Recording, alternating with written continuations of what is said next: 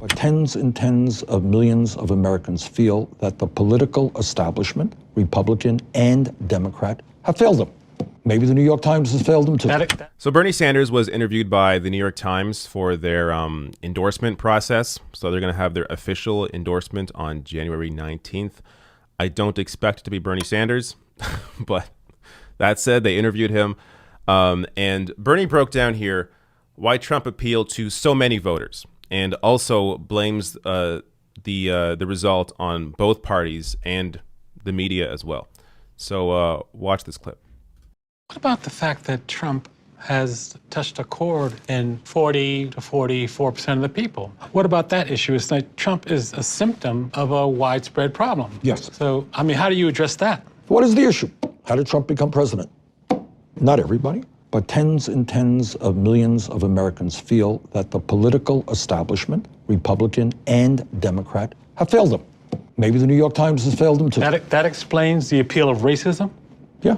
People are, in many cases in this country, working longer hours for low wages. You are aware of the fact that in an unprecedented way, life expectancy is actually going down in America because of diseases of despair. People have lost hope, and they are drinking, they're doing drugs, they're committing suicide. And when that condition arises, whether it was the 1930s in Germany, then people are susceptible to the blame game, to say that it is the undocumented people in this country who are the cause of all of our problems. And if we just throw 10 million people out of the country, you're gonna have a good job, and you're gonna have good health care, and you have good education. That's all we gotta do. So all over the world, Trump didn't invent demagoguery. It's an age-old weapon, and you take a minority, and you demonize that minority, and you blame that minority, and you take the despair and the anger and the frustration that people are feeling, and you say that's the cause of your problem. So I think that's a correct assessment. Now, some people are trying to twist this and make it act like Bernie's saying that racism only exists because of economic anxiety, when at no point in this conversation did Bernie say that. Let me show you an example of that. Mehdi Hasan, who I like a lot. I mean, most cases, Mehdi Hasan is on point. But here, he just gets it wrong. I criticized both Warren and Sanders back in 2017 for trying to make Trump's appeal to racism all about economics and poverty. It's just not true. But Bernie's still saying it. I get why. He's just wrong, sadly. He's not saying racism only exists because of economic anxiety. He's saying that on the margins. So there are people that still support Trump because he's racist. They always supported him because he's racist. Those people exist. Bernie's not going to appeal to those people. Bernie's talking about the people who were fooled.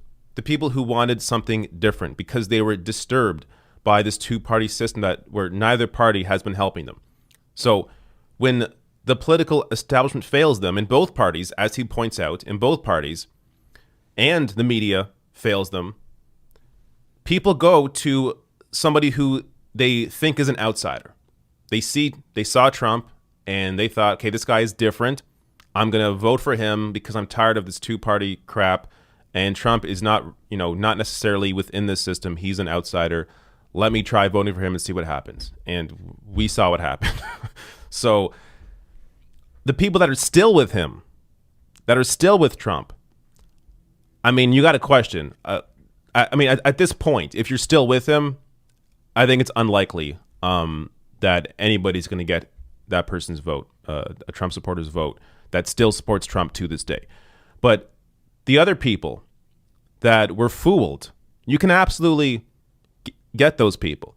Like, it's this idea, like, I don't know why people are so, like, why Mehdi Hasan and other people are so bothered by this assessment that is absolutely correct and also based in historical context. I mean, Bernie brings up Germany in the 1930s. Like, this is not something that's completely new. This is obvious. When people are in despair and you have a leader scapegoating minorities, scapegoating marginalized communities, then that can appeal to people who otherwise wouldn't feel that, who otherwise wouldn't have that hatred within them. This is just obvious stuff. And also, I mean, when you see the, let me actually share this as well. When you see the rest of the quote, it's even more obvious that Bernie was talking about not everybody. So the first paragraph is what you saw in the video, and then it goes on in the interview, and Bernie says this. Now I think you raised the question. Let me take it a step further.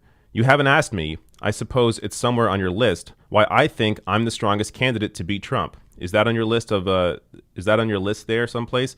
Page 2. All right. And that is that there is a hardcore support for Trump, which I'm not going to be able to get through. You're right. It is racist. It is sexist. I run into that. It's hard to believe that the attitude towards women in some parts of this country. You really would have a hard time to believe it. We're back into the 18th century in some of these places. It is homophobic. It is anti-immigrant. Do I think I'm going to win those people over? Nah, no way. But do I think we can get a sliver?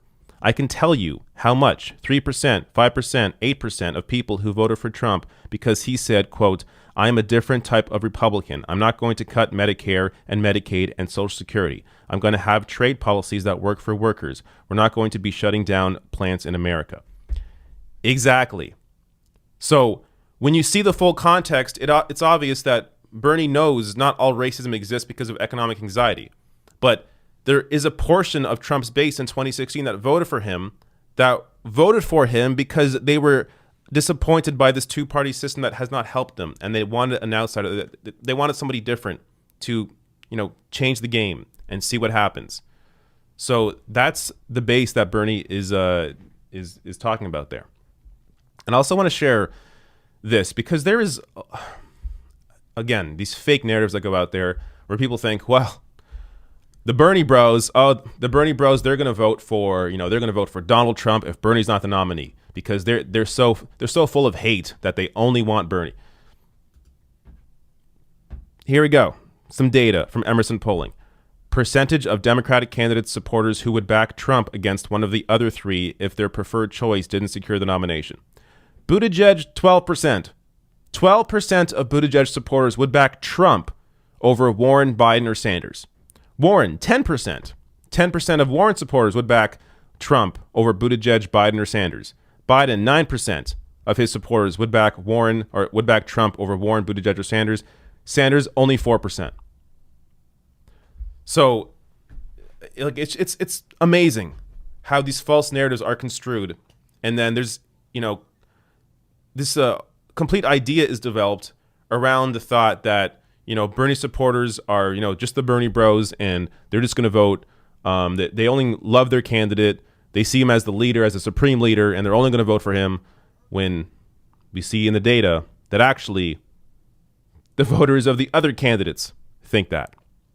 At least a higher percentage of them would actually vote for Trump over the Democratic nominee.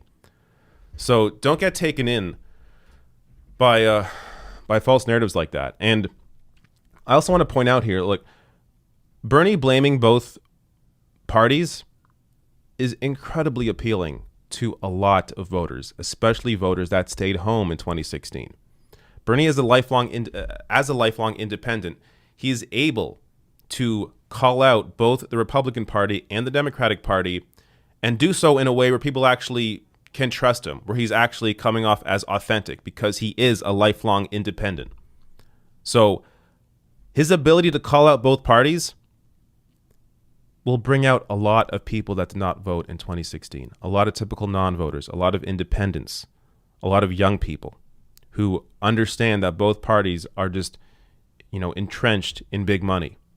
So when you have a leader like Bernie Sanders, a lifelong independent, going out there and pointing out the failure of the political establishment, the media establishment, and the corporate establishment, that becomes incredibly appealing to a lot of voters that don't normally vote, but would vote for someone like Bernie Sanders.